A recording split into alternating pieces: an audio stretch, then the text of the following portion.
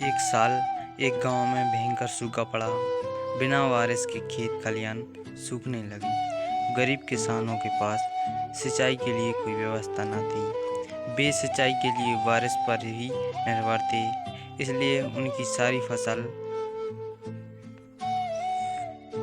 बर्बाद हो गई। रामू के साथ भी यही हुआ।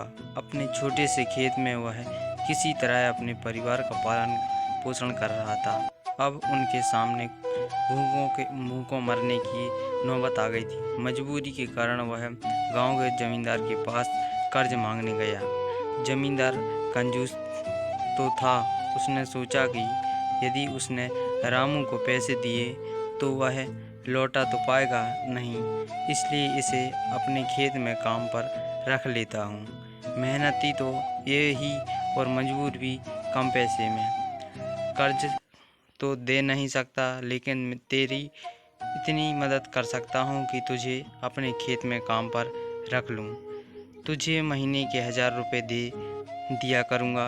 पर मालिक, दूसरे किसान तो 2000 पाते हैं। रामू बोला, करना है तो कर, वरना मेरे पास किसानों की कमी नहीं है। जमींदार बोला। घर लौट आया। अगले दिन से जमींदार के खेत में काम करने लगा। मेहनती तो वह था ही, वह खूब मेहनत और लगन से काम करता।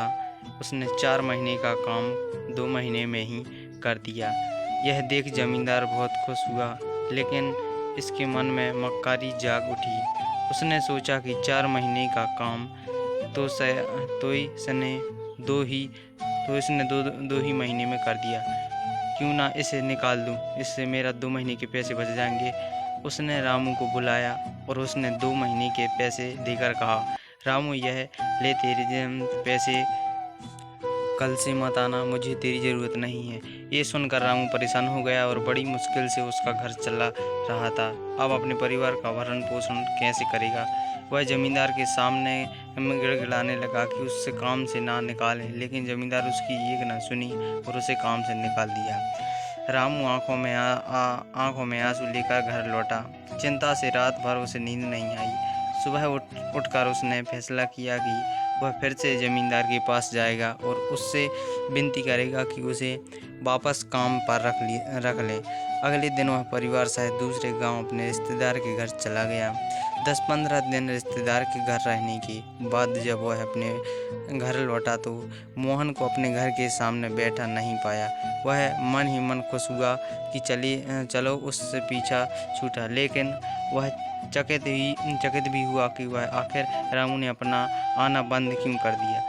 अपने गांव वालों को बुलाकर पूछा तो दोस्तों, हमें इससे यह सीख मिलती है कि हमें कभी किसी के साथ बेईमानी नहीं करनी चाहिए और सदा ज़रूरतमंदों की सहायता करनी चाहिए और अपना काम ईमानदारी से करना चाहिए। तो दोस्तों, हमारा वीडियो पसंद आया हो तो लाइक सब्सक्राइब ज़रूर करिए। Thank you.